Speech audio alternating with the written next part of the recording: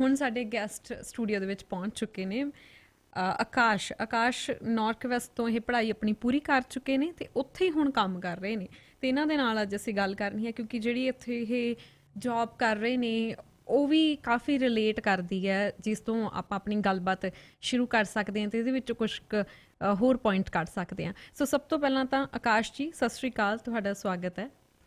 ਸਤਿ ਸ਼੍ਰੀ ਅਕਾਲ ਜੀ ਸਾਰਿਆਂ ਨੂੰ ਐਂਡ ਥੈਂਕ ਯੂ ਪ੍ਰਭ ਜੀ, ਤੁਸੀਂ ਮੈਨੂੰ ਇੱਥੇ ਇੰਟਰਵਿਊ ਲਈ ਬੁਲਾਇਆ ਐਂਡ ਮੈਂ ਮਾਈ ਰੇਡੀਓ ਦਾ ਵੀ ਥੈਂਕ ਯੂ ਕਹਿਣਾ ਚਾਹੁੰਦਾ। ਸੋ ਮੇਰਾ ਨਾਮ ਆਕਾਸ਼ ਹੈ। ਸੋ ਮੈਂ ਨਾਰਥ ਕਾਲਜ ਦੇ ਵਿੱਚ ਐਜ਼ ਅ ਅਕਾਊਂਟੈਂਟ ਕੰਮ ਕਰਦਾ ਹਾਂ ਐਂਡ ਮੈਂ ਕੈਨੇਡਾ ਆਇਆ ਸੀਗਾ 2021 ਸੈਪਟੈਂਬਰ ਐਂਡ ਰਾਈਟ ਨਾਓ ਮੈਂ ਐਡਮਿੰਟਨ ਏਰੀਆ ਦੇ ਵਿੱਚ ਹੀ ਰਹਿਣਾ ਹੈ ਐਂਡ ਮੈਂ ਸਾਰੀ ਸਟੂਡੈਂਟ ਲਾਈਫ ਐਕਸਪੀਰੀਅੰਸ ਕੀਤੀ ਹੈ ਐਂਡ ਮੈਨੂੰ ਬਹੁਤ ਖੁਸ਼ੀ ਹੋਊਗੀ ਤੁਹਾਡੇ ਨਾਲ ਆਪਣੇ ਵਧੀਆ ਐਕਸਪੀਰੀਅੰਸਿਸ ਐਂਡ ਜਿੰਨੇ ਵੀ ਆਪਾਂ ਡਰਾਬੈਕਸ ਵੀ ਫੇਸ ਕਰਦੇ ਹਾਂ as international student and also beside being an international student also being a responsible citizen ਵੀ ਜਿੱਦਾਂ ਆਪਾਂ ਵੀ ਜੋ ਵੀ ਕੁਝ ਹੁੰਦਾ ਹੈ ਆਪਣੀ ਜ਼ਿੰਦਗੀ ਦੇ ਵਿੱਚ। ਸੋ ਯਾ ਮੈਨੂੰ ਬਹੁਤ ਖੁਸ਼ੀ ਹੋਊਗੀ ਤੁਹਾਡੇ ਨਾਲ ਸਭ ਕੁਝ ਸ਼ੇਅਰ ਕਰਕੇ। ਜੀ ਆਕਾਸ਼, ਪੜ੍ਹਾਈ ਪੂਰੀ ਹੋ ਚੁੱਕੀ ਹੈ ਤੁਹਾਡੀ? ਹਾਂਜੀ, ਮੇਰੀ ਪੜ੍ਹਾਈ ਪੂਰੀ ਹੋ ਚੁੱਕੀ ਹੈ। ਮੈਂ ਰੀਸੈਂਟਲੀ ਗ੍ਰੈਜੂਏਟ ਹੋਇਆ ਹਾਂ ਐਂਡ ਮੈਨੂੰ ਬੜੀ ਖੁਸ਼ੀ ਹੋਈ ਜਦੋਂ ਮੈਂ ਗ੍ਰੈਜੂਏਟ ਹੋਇਆ ਬਿਕੋਜ਼ ਯੂ ਨੋ 1-2 ਸਾਲ ਲਾਈਕ ਥੋੜ੍ਹੇ ਨਹੀਂ ਹੁੰਦੇ ਐਂਡ ਈਚ ਡੇ ਜਿੱਦਾਂ ਆਪਾਂ ਕੈਨੇਡਾ ਦੇ ਵਿੱਚ ਹੁੰਦੇ ਹਾਂ ਆਪਾਂ ਸਭ ਕੁਝ ਐਕਸਪੀਰੀਅੰਸ ਕਰਦੇ ਹਾਂ, ਸਿਰਫ ਦਿਨ ਵੀ ਨਹੀਂ ਹੈ ਨਾ, ਰਾਤਾਂ ਵੀ, ਕਿਉਂਕਿ ਮੈਂ ਤਾਂ ਨਾਈਟ ਸ਼ਿਫਟਸ ਵੀ ਲਾਈਆਂ ਸੋ ਮੈਂ ਤਾਂ ਰਾਤਾਂ ਵੀ ਪ੍ਰੋਪਰ ਵੇਖੀਆਂ ਜੀ ਤੇ ਆਈ ਫੀਲ ਲਾਈਕ ਕਿ ਹਾਂ ਵਰਥ ਇਟ ਸੀਗਾ। ਮੈਨੂੰ ਬਹੁਤ ਵਧੀਆ ਲੱਗਿਆ ਮੇਰਾ ਗ੍ਰੈਜੂਏਟਿੰਗ ਐਕਸਪੀਰੀਅੰਸ।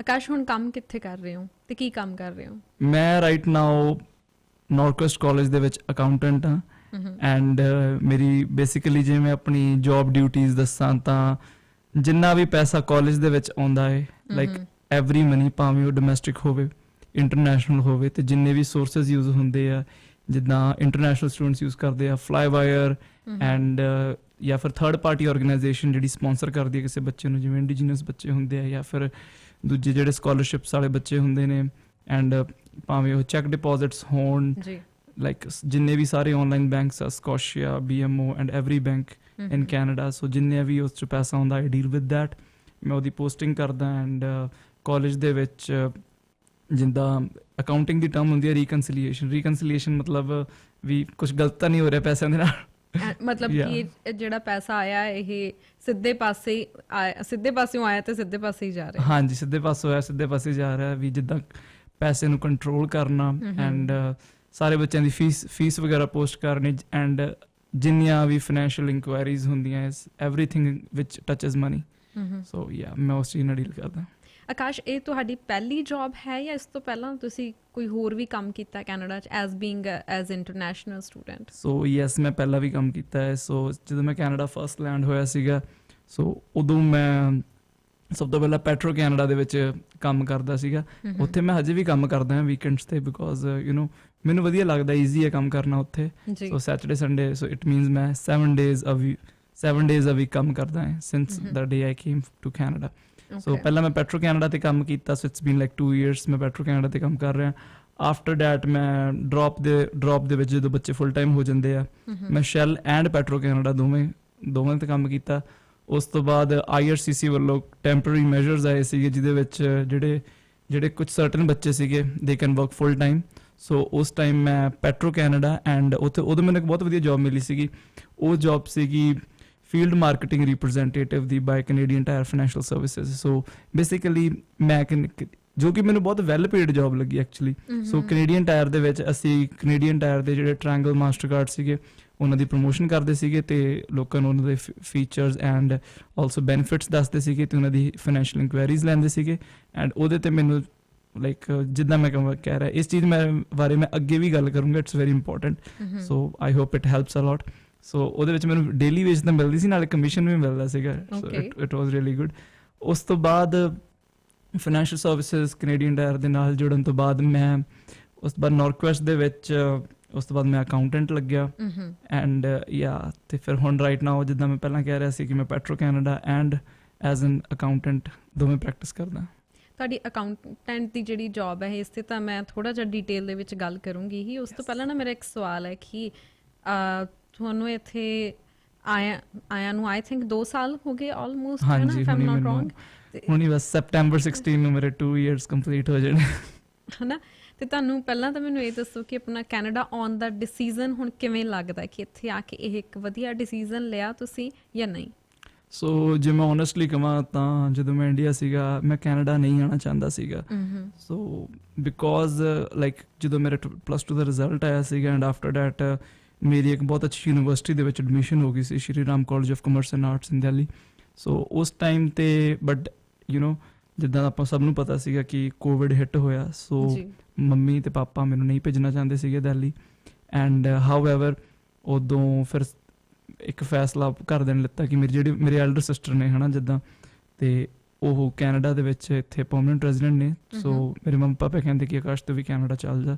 ਸੋ ਮੈਂ ਇਸ ਫੈਸਲੇ ਦਾ ਥੋੜਾ ਵਿਰੋਧ ਕੀਤਾ for about 1 month and but ਜਦੋਂ ਮੈਂ ਵੇਖਿਆ ਕਿ ਲਾਈਕ ਸਭ ਕੁਝ ਬੰਦ ਹੋ ਗਿਆ ਹੈ, ਆਲ ਦੀ ਕਾਲਜਸ ਐਂਡ ਐਵਰੀਥਿੰਗ ਕਮਰਸ਼ੀਅਲੀ ਵੀ ਕੋਈ ਚੀਜ਼ ਆਪਰੇਟ ਨਹੀਂ ਹੋ ਰਹੀ ਸੀ।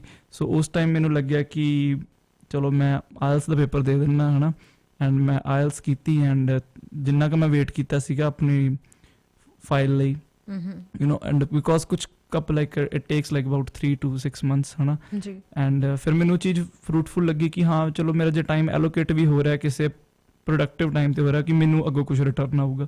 ਐਂਡ ਫਿਰ ਮੈਂ ਲਾਈਕ ਕੈਨੇਡਾ ਦੀ ਜਰਨੀ ਸਟਾਰਟ ਹੋ ਗਈ ਤੇ ਜਦੋਂ ਮੇਰਾ ਵੀਜ਼ਾ ਆਇਆ ਐਂਡ ਉਸ ਤੋਂ ਬਾਅਦ ਮੈਂ ਇੱਥੇ। ਤੁਸੀਂ ਪੜ੍ਹਾਈ ਪੂਰੀ ਹੁਣ ਸਾਰੇ ਇਹ ਇੱਕ ਵਧੀਆ ਜੌਬ ਲੱਭੀ ਆ ਅਕਾਊਂਟੈਂਟ ਦਾ, ਤੇ ਮੈਨੂੰ ਲੱਗਦਾ ਇਹ ਜੌਬ ਹੈ ਵੀ ਬਹੁਤ ਜ਼ਿੰਮੇਵਾਰੀ ਵਾਲੀ ਹੈ ਨਾ। ਜਿਵੇਂ ਤੁਸੀਂ ਦੱਸਿਆ ਕਿ ਸਾਰੀਆਂ ਫੀਸਾਂ ਦਾ ਲੈਣ ਦੇਣ ਦੇਖਣਾ, ਕਿੱਥੋਂ ਪੈਸਾ ਆ ਰਿਹਾ ਕਿੱਥੋਂ ਜਾ ਰਿਹਾ, ਇਹਦੇ ਵਿੱਚ ਛੋਟੀ ਜਿਹੀ ਗਲਤੀ ਵੀ ਤੁਹਾਡਾ ਨੁਕਸਾਨ ਕਰਾ ਸਕਦੀ ਹੈ, ਤੁਹਾਡਾ ਵੀ ਕਾਲਜ ਦਾ ਵੀ, ਹੈ ਨਾ, ਆਈ ਵੁੱਡ ਸੇ। ਤਾਂ ਸਭ ਤੋਂ ਪਹਿਲਾਂ ਤਾਂ ਇਹ 'ਚ ਜ਼ਿੰਮੇਵਾਰੀ ਬਹੁਤ ਵੱਡੀ ਆ, ਤੁਸੀਂ ਚੂਜ਼ ਕੀਤੀ ਇੱਕ ਜ਼ਿੰਮੇਵਾਰੀ ਵਾਲੀ ਜੌਬ। ਤੇ ਮੈਂ ਚਾਹੁੰਦੀ ਹਾਂ ਕਿ ਹੁਣ ਦੱਸੋ ਕਿ ਇਹ ਜੌਬ ਤੁਹਾਨੂੰ ਕਿਸ ਤਰ੍ਹਾਂ ਮਿਲੀ? ਸੋ ਫਸਟ ਆਫ ਆਲ ਜੇ ਆਪਾਂ ਗੱਲ ਕਰੀਏ ਜੌਬ ਦੀ so everything related to money, ਇਹ ਤਾਂ ਲਾਈਕ ਬਹੁਤ ਵੱਡੀ ਰਿਸਪੌਂਸਿਬਿਲਿਟੀ ਹੁੰਦੀ ਹੈ because we are dealing with someone else money, ਆਪਾਂ ਕਿਸੇ ਹੋਰ ਦੇ ਪੈਸੇ ਨਾਲ ਡੀਲ ਕਰ ਰਹੇ ਹਾਂ। ਸੋ if I talk about the process ਜੇ ਮੈਂ ਗੱਲ ਕਰਾਂ ਕਿ ਮੈਨੂੰ ਜੌਬ ਕਿੱਦਾਂ ਮਿਲੀ, ਸੋ ਮੈਂ ਮੈਂ ਸ਼ੁਰੂ ਤੋਂ ਮੇਰਾ ਅਕਾਊਂਟਿੰਗ ਦੇ ਵਿੱਚ ਸਭ ਤੋਂ ਮੇਨ ਜੋ ਮੈਂ ਗੱਲ ਕਹੂੰਗਾ ਵੀ ਆਪਣਾ ਇੰਟਰਸਟ ਫੋਲੋ ਕਰੋ ਆਲਵੇਜ਼। ਸੋ ਮੈਂ ਸ਼ੁਰੂ ਤੋਂ ਹੀ ਅਕਾਊਂਟਿੰਗ ਦੇ ਵਿੱਚ ਮੇਰਾ ਬਹੁਤ ਇੰਟਰਸਟ ਸੀਗਾ ਫਰੋਮ ਕਲਾਸ 11 ਐਂਡ ਉਸ ਤੋਂ ਬਾਅਦ ਜਿੱਦਾਂ ਮੈਂ ਕੈਨੇਡਾ ਆਇਆ ਐਂਡ ਉਦੋਂ ਮੇਰੀ ਸਪੈਸ਼ਲਾਈਜੇਸ਼ਨ ਅਕਾਊਂਟਿੰਗ ਸੀਗੀ, business administration specialisation in accounting. And ਉਸ ਤੋਂ ਬਾਅਦ ਜਦੋਂ ਮੈਨੂੰ ਪਤਾ ਲੱਗਿਆ ਕਿ ਮੇਰੇ ਕੋਲ ਹੋਰ ਵੀ ਫੀਲਡਸ ਹੈਗੀਆਂ ਨੇ ਐਕਸਪਲੋਰ ਕਰਨ ਨੂੰ, ਸੋ ਮੈਂ ਬਿਜ਼ਨਸ ਐਡਮਿਨਿਸਟ੍ਰੇਸ਼ਨ ਸਪੈਸ਼ਲਾਈਜੇਸ਼ਨ ਜਿਹੜੀ ਅਕਾਊਂਟਿੰਗ ਸੀਗੀ ਉਹ ਮੈਂ ਚੇਂਜ ਕਰਾ ਕੇ ਸਿਰਫ ਮੈਂ ਬਿਜ਼ਨਸ ਐਡਮਿਨਿਸਟ੍ਰੇਸ਼ਨ ਜਨਰਲ ਸਟੱਡੀਜ਼ ਰੱਖ ਲਈ, ਜਸਟ ਬਿਕੋਜ਼ ਕਿ ਮੈਂ ਹੋਰ ਫੀਲਡ ਆਫ ਸਟੱਡੀ ਨੂੰ ਐਕਸਪਲੋਰ ਕਰਨਾ ਚਾਹੁੰਦਾ ਸੀ। ਜਿੱਦਾਂ ਫਾਈਨੈਂਸ ਹੋ ਗਿਆ ਕਿ ਕੈਨੇਡਾ ਦੇ ਵਿੱਚ ਫਾਈਨੈਂਸ ਇੱਕ ਇਹੋ ਜਿਹੀ ਚੀਜ਼ ਹੈ ਕਿ ਅਕਾਊਂਟਿੰਗ ਤਾਂ ਚਲੋ ਸਟਿਲ ਵੀ ਪੈਸਾ ਰਿਕਾਰਡ ਕਰਨਾ ਪੋਸਟ ਕਰਨਾ, ਬਟ ਫਾਈਨੈਂਸ ਇਜ਼ ਸਮਥਿੰਗ ਕਿ ਵੀ ਪੈਸਾ ਯੂਜ਼ ਕਿੱਦਾਂ ਕਰਨਾ ਤੇ ਲਗਾਉਣਾ ਕਿੱਥੇ ਹੈ ਫਿਰ ਮੈਂ ਥੋੜ੍ਹੇ ਜਿਹੇ ਅੱਡ ਸਬਜੈਕਟਸ ਬਾਰੇ ਪੜ੍ਹਿਆ ਹੋਰ ਕਿ ਕੈਨੇਡੀਅਨ ਟੈਕਸ ਸਿਸਟਮ ਕਿੱਦਾਂ ਕੰਮ ਕਰਦਾ, ਫਾਈਨੈਂਸ ਵਗੈਰਾ ਇਹ ਉਹ। ਐਂਡ ਉਸ ਤੋਂ ਬਾਅਦ ਚਲੋ ਜਿੱਦਾਂ ਕਾਲਜ ਦੇ ਵਿੱਚ ਵੀ ਮੇਰੀ ਐਕਟਿਵ ਕੰਟਰੀਬਿਊਸ਼ਨ ਬਹੁਤ ਰਹੀ ਹੈ ਇਨ ਟਰਮਸ ਆਫ ਮੇਰਾ ਡਾਂਸ ਕਲੱਬ ਹੈ ਐਂਡ ਉੱਥੇ ਮੈਂ ਫਸਟ ਓਪਰਚੁਨਿਟੀ ਇੰਟਰੋਡਿਊਸ ਕੀਤੀ ਕਿ ਬੱਚੇ ਡਾਂਸ ਕਰਨ ਐਂਡ ਪਰਫਾਰਮੈਂਸਿਸ ਵਗੈਰਾ ਹੋਣ, ਲਾਈਕ ਜਿੱਦਾਂ ਆਪਾਂ ਕਲਚਰ ਨੂੰ ਹੋਰ ਅੱਗੇ ਲੈ ਕੇ ਆਈਏ। ਸੋ ਕਾਲਜ ਦੇ ਵਿੱਚ ਜਿੱਦਾਂ ਮੇਰੀ ਐਕਟਿਵ ਕੰਟਰੀਬਿਊਸ਼ਨ ਵੀ ਸੀਗੀ, ਇੰਸਟਰਕਟਰ ਵੀ ਜਾਣਦੇ ਸੀ, ਸਭ ਨੂੰ ਪਤਾ ਸੀ ਕਿ ਹਾਂ ਇਹ ਬੰਦਾ like he is doing something, he is ਵੀ ਕੋਈ ਵੈਲਿਊ ਐਡ ਕਰ ਰਿਹਾ ਕਾਲਜ ਦੇ ਵਿੱਚ। ਜਦੋਂ ਤੁਸੀਂ ਸਭ ਤੋਂ ਇੰਪੋਰਟੈਂਟ ਗੱਲ, ਜਦੋਂ ਤੁਸੀਂ ਕਿਸੇ ਆਰਗੇਨਾਈਜੇਸ਼ਨ ਦੇ ਵਿੱਚ ਵੈਲਿਊ ਐਡ ਕਰਨ ਲੱਗ ਜਾਂਦੇ ਹੋ, ਵਿਚ ਆਈ ਰਿਪੀਟ ਸਭ ਤੋਂ ਇੰਪੋਰਟੈਂਟ ਗੱਲ, ਜਦੋਂ ਤੁਸੀਂ ਕਿਸੇ ਆਰਗੇਨਾਈਜੇਸ਼ਨ ਦੇ ਵਿੱਚ ਵੈਲਿਊ ਐਡ ਕਰਦੇ ਹੋ ਦੇ ਡੈਫੀਨੇਟਲੀ ਉਹ ਹਮੇਸ਼ਾ ਤੁਹਾਡੇ ਵੱਲ ਜ਼ਰੂਰ ਤੁਹਾਨੂੰ ਕੰਸੀਡਰ ਕਰਦੇ ਆ ਤੇ ਤੁਹਾਨੂੰ ਦੇਖਦੇ ਵੀ ਹੈ। ਓਕੇ, ਸੋ ਚਲੋ ਮੇਰੀ ਪੜ੍ਹਾਈ ਤਾਂ ਜਿੱਦਾਂ ਗ੍ਰੈਜੂਏਟ ਹੋ ਗਿਆ ਸੀ ਮੈਂ, ਤੇ ਉਸ ਤੋਂ ਬਾਅਦ ਮੈਂ ਇੰਟਰਨਸ਼ਿਪ ਕੀਤੀ ਅਕਾਊਂਟਿੰਗ ਦੇ ਵਿੱਚ ਆਪਣੇ ਹੀ ਕਾਲਜ ਦੇ ਵਿੱਚ ਮੈਨੂੰ ਬਹੁਤ ਖੁਸ਼ੀ ਹੈ ਕਿ ਮੈਂ ਇਹ ਚੀਜ਼ ਕੀਤੀ। ਹੁਣ ਇੰਟਰਨਸ਼ਿਪ ਵੀ ਈਜ਼ੀ ਨਹੀਂ ਸੀਗੀ ਬਿਕੋਜ਼ ਇੰਟਰਨਸ਼ਿਪ ਵਿੱਚ ਉਹ ਤੁਹਾਨੂੰ 1-on-1 ਨਹੀਂ ਸਿਖਾਉਂਦੇ, you need to work with them. ਤੁਹਾਨੂੰ ਜਿੰਨੀ ਰਿਸਪੌਂਸਿਬਿਲਿਟੀ ਉਹਨਾਂ ਦੇ ਹੱਥ 'ਚ ਹੁੰਦੀ ਹੈ, ਜਿੰਨੀ ਪਾਵਰ ਉਹਨਾਂ ਦੇ ਹੱਥ 'ਚ ਹੁੰਦੀ ਹੈ, ਸੇਮ ਤੁਹਾਡੇ ਹੱਥ 'ਚ ਹੁੰਦੀ ਹੈ। ਐਂਡ ਇੰਟਰਨਸ਼ਿਪ ਲੈਣ ਵਾਸਤੇ ਵੀ ਤੁਹਾਨੂੰ ਇੱਕ ਜੌਬ ਇੰਟਰਵਿਊ ਲਈ ਜਾਣਾ ਪੈਂਦਾ ਹੈ। Okay, so it all depends ਕਿ ਤੁਹਾਡਾ ਰੈਜ਼ੂਮੇ ਕਿੰਨਾ ਸਟਰੋਂਗ ਹੈ। ਤੇ ਰੈਜ਼ੂਮੇ ਵੀ ਐ ਨਹੀਂ ਹੈਗਾ ਕਿ ਤੁਸੀਂ ਕੁਝ ਫੇਕ ਬਣਾ ਲਓ ਜਾਂ ਕੁਝ ਫੇਕ ਪਾ ਲਓ, ਉਹ ਚੀਜ਼ ਤਾਂ ਕਹਿ ਲਓ ਵੀ ਉਹ ਚੀਜ਼ ਤਾਂ ਉਹਨਾਂ ਨੂੰ ਆਟੋਮੈਟਿਕਲੀ ਪਤਾ ਲੱਗ ਜਾਂਦਾ। ਹੁਣ ਮੈਂ ਜ਼ਰੂਰ ਕਹਿਣਾ ਚਾਹੁੰਦਾ, ਜਦੋਂ ਬੰਦਾ ਕੋਈ ਫੇਕ ਰੈਜ਼ੂਮੇ ਦੇ ਵਿੱਚ ਐਕਸਪੀਰੀਅੰਸ ਪਾਉਂਦਾ, ਇਟ ਆਟੋਮੈਟਿਕਲੀ ਉਹ ਚੀਜ਼ ਪਤਾ ਲੱਗ ਜਾਂਦਾ ਬਿਕੋਜ਼ ਤੁਸੀਂ ਉਹ ਬੰਦੇ ਦੇ ਸਾਹਮਣੇ ਆਣਾ they will ask you questions ਜੀ। ਐਂਡ ਅੱਜ ਵੀ ਮੈਂ ਇੱਕ ਦੁਪਹਿਰ ਇੱਕ ਇੰਟਰਵਿਊ ਦੇ ਕੇ ਆਇਆ ਸੀਗਾ ਕਿਸੇ ਇੰਪੋਰਟੈਂਟ ਚੀਜ਼ ਦੀ, ਸੋ ਦੇ ਡੈਫੀਨੇਟਲੀ ਆਸਕ ਕੁਐਸਚਨ। ਮੈਂ ਉਦੋਂ ਜੂਰੀ ਦੇ ਵਿੱਚ ਬੈਠਾ ਸੀਗਾ ਐਂਡ ਮੈਂ ਦੇਖ ਰਿਹਾ ਸੀਗਾ how the person is speaking in accordance to the resume, ਵੀ ਆਪਣੇ ਰੈਜ਼ੂਮੇ ਦੇ ਅਕੋਰਡਿੰਗ ਕਿੱਦਾਂ ਬੋਲ ਰਿਹਾ ਸੀ। ਸੋ ਜਿੱਦਾਂ ਕਿ ਮੈਂ ਕਹਿ ਰਿਹਾ ਸੀ ਕਿ ਹਾਂ ਚਲੋ ਮੈਂ ਗ੍ਰੈਜੂਏਟ ਹੋਇਆ ਹੈ ਨਾ, ਐਂਡ ਉਸ ਤੋਂ ਬਾਅਦ ਜਿਹੜੇ ਕਰੀਅਰ ਸੈਂਟਰ ਹੁੰਦੇ ਆ ਕਾਲਜ ਦੇ ਵਿੱਚ, ਪਲੀਜ਼ ਉੱਥੇ ਜ਼ਰੂਰ ਜਾਇਆ ਕਰੋ। ਉੱਥੇ ਲਾਈਕ ਤੁਹਾਡੇ ਕੋਲ ਇੰਨੀ ਕੁ ਮਲਟੀਪਲ ਓਪਰਚੁਨਿਟੀਜ਼ ਹੁੰਦੀਆਂ ਐਕਸਪਲੋਰ ਕਰਨ ਨੂੰ। ਉੱਥੇ ਤੁਸੀਂ ਖੁਦ ਕਹੋ, ਐਕਸਪਲੋਰ ਕਰੋ ਕਿ ਹਾਂਜੀ ਮੈਂ ਕੋਆਪ ਲੈਣਾ ਜਾਂ ਫਿਰ ਮੈਂ ਇੰਟਰਨਸ਼ਿਪ ਕਰਨੀ ਹੈ। ਓਕੇ, ਕਾਲਜ ਵਾਲੇ ਵਿਲਿੰਗਲੀ ਤੁਹਾਨੂੰ ਗਾਈਡ ਕਰਦੇ because it's a part of your study internship. So ਉਹਨਾਂ ਦੀ ਤਾਂ ਰਿਸਪੌਂਸਿਬਿਲਿਟੀ ਬਣਦੀ ਹੈ। ਹੁਣ ਰਿਸਪੌਂਸਿਬਿਲਿਟੀ ਹੈ ਕਾਲਜ ਵਾਲਿਆਂ ਦੀ ਹੈ, ਦੇ ਵਿਲ ਗਾਈਡ ਯੂ, ਬਸ ਉਸ ਚੀਜ਼ ਨੂੰ ਜਿੱਦਾਂ ਕਹਿੰਦੇ ਵੀ ਫੋਲੋ ਕਰਨਾ ਤੁਹਾਡੀ ਆਪਣੀ ਹੈ ਨਾ ਜ਼ਿੰਮੇਵਾਰੀ ਹੈ ਕਿ ਤੁਸੀਂ ਜਿੱਦਾਂ ਮਰਜ਼ੀ ਫੋਲੋ ਕਰੋ ਆਪਣੀ, ਵੀ ਕੀ ਤੁਹਾਡਾ ਟਾਈਮ ਸਕੈਜੂਲ ਹੈ, ਕੀ ਤੁਹਾਡੀ ਫਲੈਕਸੀਬਿਲਿਟੀ ਹੈ, ਸਭ ਤੋਂ ਇੰਪੋਰਟੈਂਟ। ਹੁਣ ਜਿੱਦਾਂ ਮੈਂ ਫਿਰ ਉਸ ਤੋਂ ਬਾਅਦ ਇੰਟਰਨਸ਼ਿਪ ਕੀਤੀ ਐਂਡ ਇੰਟਰਨਸ਼ਿਪ ਤੋਂ ਬਾਅਦ ਮੈਨੂੰ ਇੱਕ ਜੌਬ ਆਫਰ ਆਇਆ ਐਂਡ ਮੈਨੂੰ ਬੜੀ ਖੁਸ਼ੀ ਹੋਈ ਜਦੋਂ ਮੈਨੂੰ ਜੌਬ ਆਫਰ ਆਇਆ ਐਂਡ ਆਈ ਵਿਲਿੰਗਲੀ ਐਕਸੈਪਟਡ। ਮੈਂ ਜੌਬ ਆਫਰ ਐਕਸੈਪਟ ਕੀਤਾ ਐਂਡ ਨਾਓ ਮੈਂ ਹੁਣ full time as an professional accountant practice ਕਰ ਰਿਹਾ ਜੀ। ਜੋ ਤੁਸੀਂ ਹੁਣ ਤੱਕ ਮੈਨੂੰ ਦੱਸਿਆ, ਮੈਂ ਇਸ ਤੋਂ ਇੰਨਾ ਕੁ ਸਮਝ ਪਾ ਰਹੀ ਹਾਂ ਕਿ ਜਦੋਂ ਕੋਈ ਵੀ ਇੱਕ ਇੰਟਰਨੈਸ਼ਨਲ ਸਟੂਡੈਂਟ ਇਸ ਕੰਟਰੀ ਦੇ ਵਿੱਚ ਆਉਂਦਾ, ਸਭ ਤੋਂ ਪਹਿਲਾਂ ਤਾਂ ਤੁਹਾਨੂੰ ਸ਼ੋਅ ਕਰਨਾ ਚਾਹੀਦਾ ਆਪਣਾ ਆਪ, ਆਪਣਾ ਜੇ ਤੁਹਾਡੇ 'ਚ ਕੋਈ ਟੈਲੈਂਟ ਹੈਗਾ ਤੁਸੀਂ ਐਕਟਿਵਲੀ ਆਪਣੇ ਕਾਲਜ ਦੇ ਵਿੱਚ ਉਸ ਚੀਜ਼ ਨੂੰ ਦਿਖਾਓ, ਹੈ ਨਾ, ਕਿ ਮਤਲਬ ਜੇਕਰ ਤੁਸੀਂ ਆਊਟਸਪੋਕਨ ਹੈਗੇ ਹੋ ਤਾਂ। ਕਿਉਂਕਿ ਆਕਾਸ਼ ਮੈਂ ਦੇਖਿਆ ਕਿ ਬਹੁਤ ਸਾਰੇ ਸਟੂਡੈਂਟਸ ਜਿਨ੍ਹਾਂ ਨੂੰ ਸਿਰਫ ਇੰਨਾ ਕੀ ਮਤਲਬ ਰਹਿ ਜਾਂਦਾ ਹੈ ਕਿ ਆਹ ਸਾਡੀ ਕਲਾਸ ਹੈ, ਇੱਥੇ ਅਸੀਂ ਜਾਣਾ, ਉਸ ਤੋਂ ਬਾਅਦ ਸਿੱਧਾ ਅਸੀਂ ਇੱਥੋਂ ਕਾਲਜ 'ਚੋਂ ਨਿਕਲ ਕੇ ਕੰਮ 'ਤੇ ਜਾਂ ਫਿਰ ਘਰੇ ਚੱਲ ਜਾਣਾ, ਹੈ ਨਾ, ਕਿ ਉਹ ਬਹੁਤ ਜ਼ਿਆਦਾ ਮੈਨੂੰ ਲੱਗਦਾ ਇੰਟਰੋਵਰਟ ਹੋ ਜਾਂਦੇ ਆ ਇੱਥੇ ਆ ਕੇ।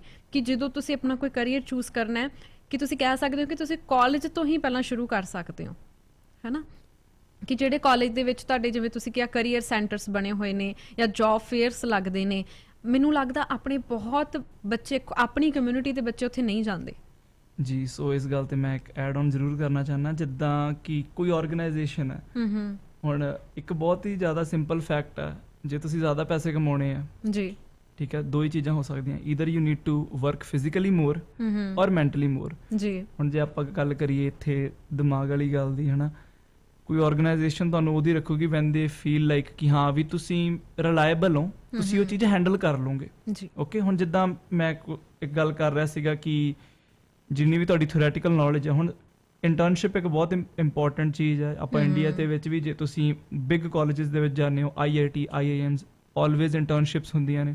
ਓਕੇ, ਬਟ ਇੱਥੇ ਵੀ ਆਪਣੇ ਕੋਆਪ ਜਿਹਨੂੰ ਕਹਿੰਦੇ ਆ ਪ੍ਰੋਵਾਈਡ ਕਰਦੇ ਨੇ।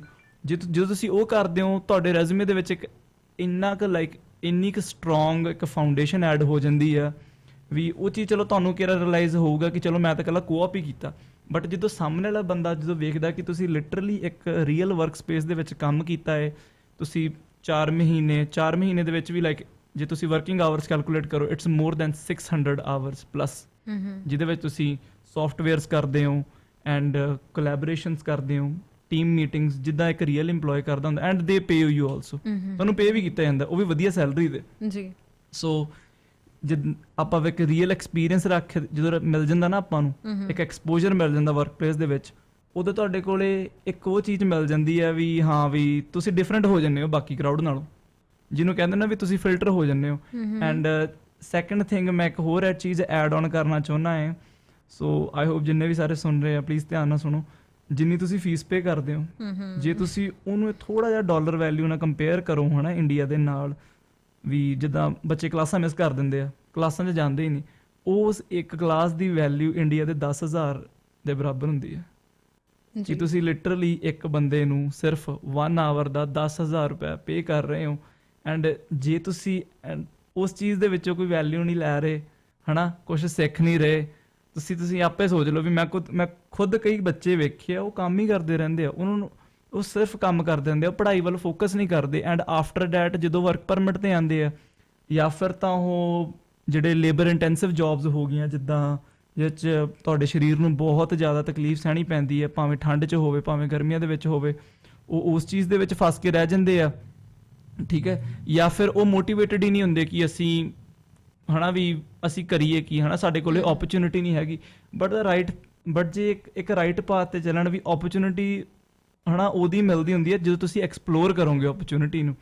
And I clearly believe that college ਇੱਕ ਕਹਿ ਲਓ ਵੀ ਇੱਕ ਹੱਬ ਹੈ, ਇੱਕ ਘਰ ਆ ਓਪਰਚੁਨਿਟੀਜ਼ ਦਾ, ਜਿਹਦੇ ਵਿੱਚ ਤੁਸੀਂ ਆਪੇ ਦੇਖੋ ਤੁਹਾਡੇ ਕੋਲੇ ਟੀਚਰਸ ਅਵੇਲੇਬਲ ਨੇ ਹਨਾ। ਹੁਣ ਟੀਚਰਸ ਨਾਲ ਵਧੀਆ ਕਨੈਕਸ਼ਨ ਬਣਾਓ। ਤੁਹਾਡੇ ਕੋਲੇ ਸਭ ਤੋਂ ਮੇਨ ਚੀਜ਼ ਕੀ ਆ? Professional references. ਇੱਥੇ ਮੈਂ ਕਹਾਂ ਜੇ ਤੁਸੀਂ ਇੱਕ ਵਧੀਆ ਪ੍ਰੋਫੈਸ਼ਨਲ ਆਰਗੇਨਾਈਜੇਸ਼ਨ ਦੇ ਵਿੱਚ ਕੰਮ ਕਰਦੇ ਹੋ, ਉੱਥੇ ਵੀ ਜਿੱਦਾਂ ਕਈ ਹੁੰਦੇ ਆ ਵੀ ਆਪਣੀ ਭੈਣ ਦੀ ਰੈਫਰੈਂਸ ਪਾ ਦਿੰਦੇ, ਆਪਣੇ ਭਰਾ ਦੀ, ਉਹ ਤਾਂ ਪਰਸਨਲ ਰੈਫਰੈਂਸ ਆ ਗਈ ਹਨਾ। ਉਹਨੂੰ ਜ਼ਿਆਦਾ ਲੋਕ ਮਤਲਬ ਉਹ ਮੈਟਰ ਨਹੀਂ ਕਰ, ਵੈਲਿਊ ਨਹੀਂ ਹੁੰਦੀ ਉਸ ਚੀਜ਼ ਦੀ ਜ਼ਿਆਦਾ। ਬਟ ਜਦੋਂ ਤੁਹਾਡੇ ਕੋਲ ਇੱਕ ਪ੍ਰੋਫੈਸ਼ਨਲ ਰੈਫਰੈਂਸ ਹੋਵੇ ਵੀ ਹਾਂ ਵੀ ਹੁਣ ਜਿੱਦਾਂ ਮੇਰਾ ਇੱਕ ਪ੍ਰੋਫੈਸਰ ਸੀਗੇ ਨੇ ਹਨਾ, ਜਿਹੜੇ ਮੇਰੇ ਉਹ ਪ੍ਰੋਫੈਸਰ ਸੀ ਉਹ ਆਕਸਫੋਰਡ ਤੋਂ PhD ਸੀਗੇ, ਤੇ ਮੇਰੇ ਕੋਲ ਉਹਨਾਂ ਦੀ ਵੀ ਪ੍ਰੋਫੈਸ਼ਨਲ ਰੈਫਰੈਂਸ ਪਈ ਹੈ। ਮਤਲਬ ਕਿੰਨੀ ਸਟਰੋਂਗ ਰੈਫਰੈਂਸ ਹੋਊਗੀ, ਕਿਉਂਕਿ ਕੈਨੇਡਾ ਦੇ ਵਿੱਚ ਜਦੋਂ ਤੁਸੀਂ ਇੰਟਰਵਿਊ ਦੇ ਵਿੱਚ ਵੀ ਜਾਂਦੇ ਹੋ ਤੁਹਾਡੇ ਤੋਂ ਰੈਫਰੈਂਸ ਪੁੱਛਦੇ ਆ। ਆਫਟਰ ਦੈਟ ਤੁਹਾਡਾ ਇੰਟਰਵਿਊ ਜਦੋਂ ਖਤਮ ਹੁੰਦਾ ਹੈ, ਉਹ ਹਮੇਸ਼ਾ ਤੁਹਾਡੀ ਰੈਫਰੈਂਸ ਨੂੰ ਫੋਨ ਲਗਾਉਂਦੇ ਨੇ, ਤੁਹਾਡੇ ਬਾਰੇ ਜਾਣਕਾਰੀ ਲੈਂਦੇ ਨੇ ਜੇ ਤੁਸੀਂ ਇੱਕ ਵਧੀਆ ਜੌਬ ਲਈ ਅਪਲਾਈ ਕਰ ਰਹੇ ਹੋ। ਸੋ ਫਸਟ ਆਫ ਆਲ ਤਾਂ ਆ ਗਈ ਗੱਲ ਨੈਟਵਰਕਿੰਗ ਦੀ। ਸੋ ਤੁਸੀਂ ਆਪਣੇ ਇੰਸਟਰਕਟਰਸ ਤੇ ਆਪਣੇ ਕਰੀਅਰ ਕੋਚਸ ਨੇ ਜਿਹੜੇ, ਉਹਨਾਂ ਨਾਲ ਜ਼ਰੂਰ ਬਣਾ ਕੇ ਰੱਖੋ। ਸੈਕੰਡ, ਆਪਣੀ ਸਟੱਡੀ ਦੇ ਨਾਲ ਆਪਣਾ ਇੱਕ ਵਾਰੀ ਲਾ ਲਓ 1 ਘੰਟਾ ਬੈਠ ਕੇ ਜ਼ਰੂਰ ਸੋਚੋ ਕਿ ਮੇਰੀ ਸਟੱਡੀ ਦੇ ਨਾਲ ਮੈਂ ਕਿਹੜੀਆਂ ਫੀਲਡਸ ਐਕਸਪਲੋਰ ਕਰ ਸਕਦਾ ਜੀ। ਤੇ ਰਹੀ ਗੱਲ ਹੋਰ ਓਪਰਚੁਨਿਟੀਜ਼ ਦੀ, ਜਿੱਦਾਂ ਜੇ ਮੈਂ ਗੱਲ ਕਰਾਂ ਵਧੀਆ ਵੈਲ ਪੇਡ ਜੌਬ ਦੀਆਂ, ਜੇ ਤੁਸੀਂ ਸਟੂਡੈਂਟ ਹੋ ਹਨਾ, ਜੇ ਤੁਸੀਂ ਸਟੂਡੈਂਟ ਹੋ ਵੈਲ ਪੇਡ, ਹੁਣ ਮੈਂ $15 ਪਰ ਆਵਰ ਤੇ ਵੀ ਕੰਮ ਕੀਤਾ ਐਂਡ ਬਿਲੀਵ ਮੈਂ ਬਿਲੋ $15 ਪਰ ਆਵਰ ਤੇ ਵੀ ਕੀਤਾ, ਇਫ ਯੂ ਨੋ ਵਾਟ ਆਈ ਮੀਨ। ਸੋ ਇੱਥੇ ਜੇ ਮੈਂ ਗੱਲ ਕਰਾਂ ਵੀ ਤੁਸੀਂ ਜੇ ਇਸ ਚੀਜ਼ ਨੂੰ, ਇਸ ਸਾਈਕਲ ਨੂੰ ਬ੍ਰੇਕ ਕਰਨਾ, ਲਾਈਕ 15 ਦੇ ਸਾਈਕਲ ਨੂੰ, ਇਹ ਚੀਜ਼ ਦੇ ਵਿੱਚ ਤਾਂ ਸਭ ਤੋਂ ਮੇਨ ਗੱਲ ਹੁੰਦੀ ਆ ਜਿਹੜਾ ਤੁਸੀਂ ਫਸਟ ਸਟੈਪ ਆਪ ਚੱਕਦੇ ਹੋ, ਸਕਿੱਲ ਡਿਵੈਲਪਮੈਂਟ। ਹੁਣ ਜਿੱਦਾਂ ਮਾਰਕੀਟਿੰਗਸ ਦੀਆਂ ਬਹੁਤ ਵਧੀਆ ਜੌਬ ਹੁੰਦੀਆਂ, ਜਿੱਦਾਂ ਕ੍ਰੈਡਿਟ ਕਾਰਡਸ ਵੇਚਣੇ, ਜਿੱਦਾਂ ਹੁਣ ਜੇ ਤੁਸੀਂ ਡਾਇਰੈਕਟ એનર્ਜੀ ਹੈ, ਡਾਇਰੈਕਟ એનર્ਜੀ ਵਿੱਚ ਉਹ ਬਿਜਲੀ ਦੇ ਕੰਟਰੈਕਟਸ ਵੇਚਦੇ ਆ। ਹੁਣ ਜਿੱਦਾਂ ਮੈਂ ਇੱਕ ਆਪਣਾ ਪਰਸਨਲ ਐਕਸਪੀਰੀਅੰਸ ਸ਼ੇਅਰ ਕਰਦਾ, ਮੈਂ ਕੈਨੇਡੀਅਨ ਟਾਇਰ ਦੇ ਵਿੱਚ ਹਨਾ ਕ੍ਰੈਡਿਟ ਕਾਰਡ ਸੈੱਲ ਕਰਦਾ ਸੀ। ਹੁਣ ਇਹਦੇ ਵਿੱਚ ਮੇਨ ਚੀਜ਼, ਹਾਂ ਥੋੜਾ ਜਿਹਾ ਮੁਸ਼ਕਿਲ ਹੁੰਦਾ ਕੰਮ ਕਿ ਹਨਾ ਵੀ ਤੁਸੀਂ ਕਿਸੇ ਸਟ੍ਰੇਂਜਰ ਨਾਲ ਗੱਲ ਕਰ ਰਹੇ ਹੋ ਜਾਂ ਐਨੀਥਿੰਗ ਲਾਈਕ ਦੈਟ, ਉਹ ਆਪਣੀ ਸਕਿੱਲ ਸੈਟ ਕੌਨਫੀਡੈਂਸ ਤੁਹਾਡਾ ਬੂਸਟ ਕਰਦੇ ਇਸ ਤਰ੍ਹਾਂ ਦੇ ਕੰਮ। ਹਾਂਜੀ, ਸੋ ਉਹੀ ਗੱਲ ਆ ਵੀ ਤੁਸੀਂ ਕਿਸੇ ਵੀ ਸਟ੍ਰੇਂਜਰ ਨਾਲ ਗੱਲ ਕਰਨ ਵੇਲੇ ਡਰਦੇ ਨਹੀਂ, you know what you are speaking, ਤੁਹਾਨੂੰ ਪਤਾ ਹੈ ਤੁਸੀਂ ਕੀ ਬੋਲ ਰਹੇ ਹੋ। ਐਂਡ ਜੇ ਹੁਣ ਮੈਂ ਇੱਥੇ ਪੈਸੇ ਦੀ ਗੱਲ ਕਰਾਂ ਹਨਾ, ਉਹ ਤਾਂ $15-17 ਤਾਂ ਘੰਟੇ ਦੀ ਜਿਹੜੀ ਪੇ ਕਰਦੇ ਹੀ ਸੀਗੇ, ਠੀਕ ਹੈ, ਪਰ ਜਿਹੜਾ ਇੱਕ ਕਾਰਡ ਮੈਂ ਬਣਾਉਂਦਾ ਸੀਗਾ ਠੀਕ ਹੈ, ਉਹਦੇ ਮੈਨੂੰ $25 ਅੱਡ ਪੇ ਕਰਦੇ ਸੀਗੇ।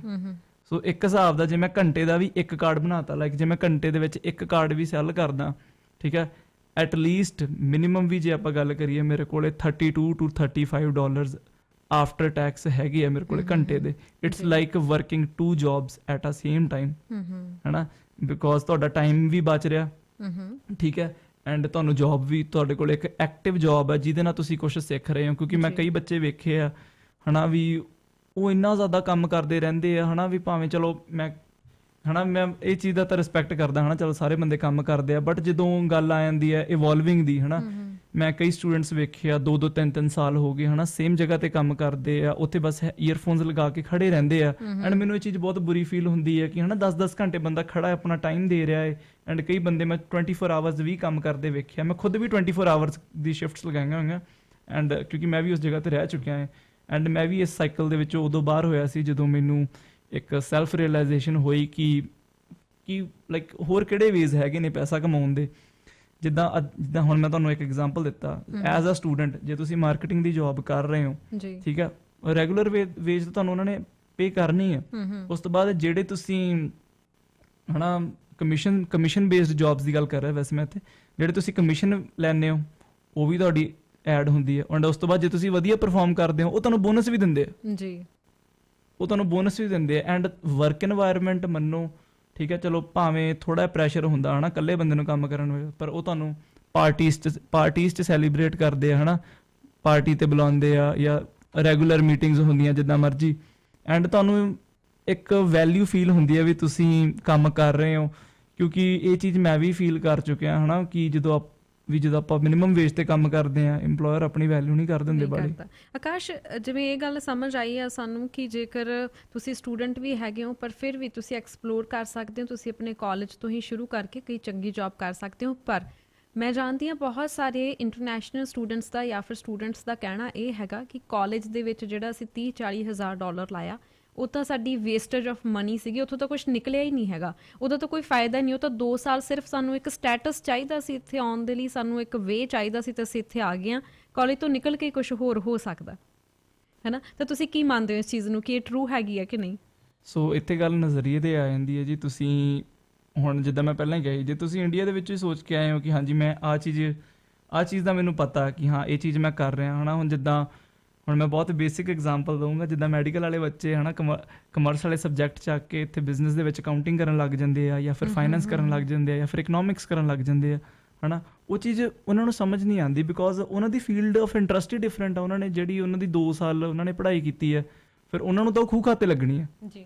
ਠੀਕ ਹੈ। ਜੇ ਤੁਸੀਂ ਆਪਦੀ ਫੀਲਡ ਆਫ ਇੰਟਰਸਟ ਜਾਂ ਫਿਰ ਜੋ ਤੁਸੀਂ ਆਲਰੇਡੀ ਤੁਹਾਡੀ ਫਾਊਂਡੇਸ਼ਨ ਹੈਗੀ ਹੈ ਉਹਦੇ ਤੋਂ ਬਾਹਰ ਜਾ ਕੇ ਕੁਛ ਜਮਾ ਆਪੋਜ਼ਿਟ ਚੱਕ ਲੈਂਦੇ ਹੋ, ਉਹ ਵੀ ਇੱਕ ਨਵੀਂ ਕੰਟਰੀ ਦੇ ਵਿੱਚ, ਇਹ ਤਾਂ ਹੋਰ ਟਰਬਲ ਹੋ ਗਿਆ ਜਿੱਥੇ ਇੰਨੇ ਜ਼ਿਆਦਾ ਚੈਲੰਜਸ, ਤੁਹਾਨੂੰ ਕੋਈ ਸਪੋਰਟ ਕਰਨ ਵਾਲਾ ਨਹੀਂ ਹੈਗਾ ਠੀਕ ਹੈ। ਕਿਉਂਕਿ ਪੜ੍ਹਾਈ ਤਾਂ ਸਿਰਫ ਇੱਕ ਇਹੋ ਜਿਹੀ ਚੀਜ਼ ਆ ਨਾ ਵੀ ਤੁਸੀਂ ਆਪ ਪੜ੍ਹੋਗੇ ਤਾਂ ਹੀ ਉਹ ਰਾਸ ਆਣੀ ਹੈ, ਕਿਉਂਕਿ ਨਹੀਂ ਤਾਂ ਇੰਨਾ ਕਿਸੇ ਇੱਥੇ ਕੋਲ ਟਾਈਮ ਤਾਂ ਹੈ ਨਹੀਂਗਾ ਕਿ ਹੈ ਨਾ ਵੀ ਤੁਹਾਨੂੰ ਨਾਲ ਬਹਿ ਕੇ ਪੜ੍ਹਾਵੇ, ਜਾਂ ਫਿਰ ਆਪਾਂ ਕਹਦੇ ਵੀ ਇੱਥੇ ਟਿਊਸ਼ਨਸ ਵਗੈਰਾ ਵਾਲਾ ਵੀ ਕੋਈ ਹੈ ਨਹੀਂ ਸੀਨ। ਡੈਫੀਨਿਟਲੀ। ਸੋ ਇੱਥੇ ਜੌਬ ਓਪਰਚੁਨਿਟੀਜ਼ ਤਾਂ ਬਹੁਤ ਜ਼ਿਆਦਾ ਹੈ। ਹੁਣ ਮੈਂ ਇੱਕ ਆਪਦੀ ਐਗਜ਼ਾਮਪਲ ਦਿੰਦਾ। ਸੋ ਜਿੱਦਾਂ ਮੈਂ ਇੰਡੀਆ ਦੇ ਵਿੱਚ ਟੀਚਿੰਗ ਵੀ ਕੀਤੀ ਹੈ 1.5 ਸਾਲ ਕਾਮਰਸ ਦੀ। ਸੋ ਇੱਥੇ ਮੈਂ ਕੀ ਕਰਦਾ ਹੁੰਦਾ ਸੀਗਾ ਕਿ ਜਿੱਦਾਂ ਕਿਸੇ ਨੇ ਪੜ੍ਹਨਾ ਹੁੰਦਾ ਸੀਗਾ ਮਾੜਾ ਮੋਟਾ, ਹੁਣ ਜਿੱਦਾਂ ਪੀਕ ਪੁਆਇੰਟ ਆ ਹੈ ਨਾ, ਮੇਰੇ ਕੋਲ ਟਾਈਮ ਹੈਗਾ, ਮੈਂ ਸਪੋਜ਼ ਕਰ ਮੇਰੇ ਕੋਲ 4 ਘੰਟੇ ਹੈਗੇ ਆ ਹੈ ਨਾ, ਮੈਂ ਕਦੇ ਫ੍ਰੀ ਵੀ ਪੜ੍ਹਾ ਦਿੰਦਾ ਸੀ ਉਹਨਾਂ ਨੂੰ। ਐਂਡ ਬਟ ਜਦੋਂ ਮੈਂ ਸਟੂਡੈਂਟ ਸੀਗਾ ਉਸ ਟਾਈਮ ਹੈ ਨਾ ਮੈਂ ਚਾਰਜ ਵੀ ਕਰ ਲੈਂਦਾ ਸੀ ਉਹਨਾਂ ਨੂੰ ਪੜ੍ਹਾਉਣ ਦੇ। ਹੁਣ ਜੇ ਮੈਂ ਘੰਟੇ ਦੇ ਹਿਸਾਬ ਨਾਲ ਵੀ ਜੇ ਮੈਂ ਉਹਨਾਂ ਤੋਂ $10 ਵੀ ਲਵਾਂ ਇੱਕ ਬੱਚੇ ਤੋਂ ਜੀ ਠੀਕ ਹੈ, ਤੇ ਜੇ ਮੇਰੇ ਕੋਲ 50 ਬੱਚੇ ਵੀ ਪੜ੍ਹ ਰਹੇ ਆ ਐਂਡ ਜੇ ਮੈਂ 4 ਘੰਟੇ ਵੀ ਪੜ੍ਹਾ ਰਿਹਾ, $200 ਆਰਾਮ ਨਾਲ 4 ਘੰਟਿਆਂ ਦੇ ਵਿੱਚ। ਕਿ ਆਪਣੀ ਫੀਲਡ ਆਫ ਇੰਟਰਸਟ ਨੂੰ ਜ਼ਰੂਰ ਫੋਲੋ ਕਰੋ, ਤੁਹਾਨੂੰ ਡੈਫੀਨੇਟਲੀ ਇੰਨਾ ਕੁ ਜ਼ਿਆਦਾ ਐਡਵਾਂਟੇਜ ਮਿਲਦਾ ਹੈ ਉਸ ਚੀਜ਼ ਦਾ। ਤੁਸੀਂ ਭਾਵੇਂ ਕਿਸੇ ਦੀ ਐਗਜ਼ਾਮ ਦੇ ਵਿੱਚ ਹੈਲਪ ਕਰ ਦਿਓ ਜਾਂ ਜਿੱਦਾਂ ਮਰਜ਼ੀ, ਪਰ ਮੈਂ ਇਹ ਚੀਜ਼ ਨੂੰ ਇਨਕਰੇਜ ਨਹੀਂ ਕਰਦਾ ਕਿਸੇ ਦੀ ਐਗਜ਼ਾਮ ਦੇ ਵਿੱਚ ਹੈਲਪ ਕਰਨ ਨੂੰ। ਤੁਸੀਂ ਪੜ੍ਹਾ ਸਕਦੇ ਹੋ ਬਟ ਚਲੋ ਆਪਦਾ ਹੁੰਦਾ ਹੈ। And second thing is that ਜਦੋਂ ਉਹ ਕੋਈ ਵਰਕ ਸਟਰਕਚਰ ਨਹੀਂ ਸਮਝਦੇ, ਵਰਕ ਸਟਰਕਚਰ ਇਨ ਦਾ ਸੈਂਸ ਕਿ ਵੀ ਕਿਹੜੀ ਚੀਜ਼ ਦਾ ਕੀ ਵਰਕ ਸਟਰਕਚਰ ਹੈ ਜੀ ਹੈ ਨਾ। ਹੁਣ ਮੈਂ ਕਈ ਬੰਦੇ ਵੇਖੇ ਆ ਜੋ ਜੌਬ ਕਰ ਰਹੇ ਆ ਉਹਨਾਂ ਨੂੰ ਪਸੰਦ ਹੀ ਨਹੀਂ ਗੀ। ਉਹਨਾਂ ਨੂੰ ਪਤਾ ਹੈ ਕਿ ਇਹ ਜੌਬ ਮੋਸਟਲੀ ਲੋਕਾਂ ਨਾਲ ਇਦਾਂ ਹੀ, ਉਹਨਾਂ ਨੂੰ ਪਤਾ ਹੈ ਕਿ ਇਹ ਜੌਬ ਉਹ ਕਰ ਰਹੇ ਆ ਠੀਕ ਹੈ, ਲੌਂਗ ਟਰਮ ਲਈ ਕਰਦੇ ਆ, 2 ਸਾਲਾਂ ਲਈ। ਉਹਨਾਂ ਨੇ ਉਸ ਚੀਜ਼ 'ਚ ਕੰਮ ਵੀ ਨਹੀਂ ਕਰਨਾ, ਉਹਨਾਂ ਨੂੰ ਪੈਸੇ ਵੀ ਘੱਟ ਮਿਲ ਰਹੇ ਆ ਜੀ। But I don't know why ਉਹ ਇੰਨੇ ਕੰਫਰਟੇਬਲ ਕਿਉਂ ਹੋ ਗਏ ਨੇ ਉਸ ਜ਼ੋਨ ਦੇ ਵਿੱਚ, ਨਾ ਉਹਨੂੰ ਛੱਡਣਾ ਚਾਹੁੰਦੇ ਆ ਨਾ ਉਸ ਚੀਜ਼ ਤੋਂ ਬਾਹਰ ਜਾਣਾ ਚਾਹੁੰਦੇ ਆ। ਬਿਕੋਜ਼ ਇਹ ਚੀਜ਼ ਮੈਂ ਵੀ ਬਿਲੀਵ ਕਰਦਾ ਕਿ ਜਦੋਂ ਆਪਾਂ ਦੋ ਜੌਬਸ ਨੂੰ ਸਵਿਚ ਕਰਦੇ ਆ ਹੈ ਨਾ, ਇੱਕ ਟ੍ਰਾਂਜੀਸ਼ਨ ਪੀਰੀਅਡ ਹੁੰਦਾ ਵੀ ਹਾਂ ਟਾਈਮ ਲੱਗਦਾ ਹੈ। ਬਟ ਜੇ ਉਹ ਬੰਦਾ ਪਹਿਲਾਂ ਹੀ ਪ੍ਰੀ ਪਲਾਨ ਕਰਕੇ ਜਾਵੇ ਠੀਕ ਹੈ, ਮੈਨੂੰ ਨਹੀਂ ਲੱਗਦਾ ਇਹ ਜਿੰਨੇ ਵੀ ਉਹ ਪੈਸੇ ਉਹਨਾਂ ਨੇ ਕਾਲਜ ਦੇ ਵਿੱਚ ਲਾਏ ਆ ਉਸ ਚੀਜ਼ ਦੀ ਕੋਈ ਹਨਾ ਵੈਲਿਊ ਨਹੀਂ ਹੋਣੀ। ਬਿਕੋਜ਼ ਮੇਰੇ ਘਰਦਿਆਂ ਨੇ ਮੈਨੂੰ ਸ਼ੁਰੂ ਤੋਂ ਇਹ ਚੀਜ਼ ਸਮਝਾਈ ਹੈ ਕਿ ਐਜੂਕੇਸ਼ਨ ਇੱਕ ਇਹੋ ਜਿਹਾ ਐਸੈਟ ਹੈ, ਇੱਕ ਇਹੋ ਜਿਹੀ ਤੁਹਾਡੀ ਪ੍ਰਾਪਤੀ ਹੈ ਜੋ ਤੁਹਾਨੂੰ ਲਾਈਫ ਦੇ ਵਿੱਚ ਹਮੇਸ਼ਾ ਫਾਇਦਾ ਦਿੰਦੀ ਹੈ। ਬਿਕੋਜ਼ ਐਜੂਕੇਸ਼ਨ ਕਦੇ ਵੀ ਜਿਹਨੂੰ ਕਹਿੰਦੇ ਨਾ ਡੈਪਰੀਸ਼ੀਏਬਲ ਨਹੀਂ ਹੈਗੀ। ਡੈਪਰੀਸ਼ੀਏਬਲ ਇਨ ਦਾ ਸੈਂਸ ਕਿ ਐਜੂਕੇਸ਼ਨ ਦੀ ਵੈਲਿਊ ਕਦੇ ਘਟਦੀ ਨਹੀਂ, ਤੁਸੀਂ ਹਮੇਸ਼ਾ ਐਡ ਆਨ ਕਰ ਸਕਦੇ ਹੋ ਐਜੂਕੇਸ਼ਨ ਦੇ ਵਿੱਚ।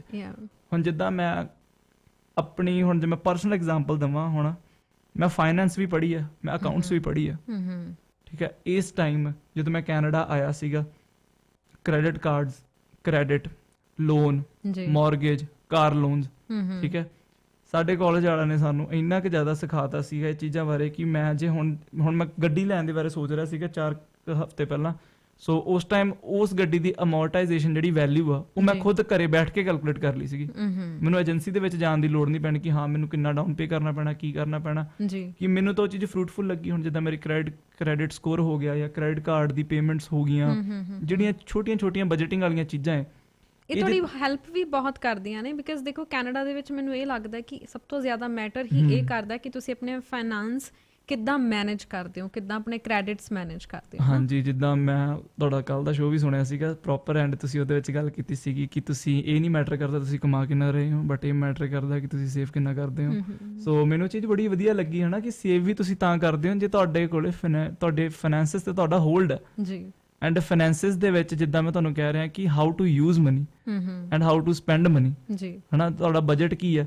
ਹੁਣ ਇੱਕ ਤੁਸੀਂ ਬਹੁਤ ਬੇਸਿਕ ਗੱਲ ਦੱਸੋ, ਮੈਂ ਖੁਦ ਚਲੋ ਮੈਂ ਵੀ ਪੈਸੇ ਲਗਾਏ ਹੈ ਨਾ ਐਜੂਕੇਸ਼ਨ ਦੇ ਵਿੱਚ, ਮੈਂ ਵੀ ਸੇਮ ਤੁਹਾਡੀ ਸਿਚੁਏਸ਼ਨ ਦੇ ਵਿੱਚੋਂ ਨਿਕਲਿਆ ਜਿੰਨਾ ਆਪਣੇ ਸਾਰੇ ਵੀਰ ਤੇ ਭੈਣਾਂ ਨਿਕਲੀਆਂ ਨੇ ਹੈ ਨਾ।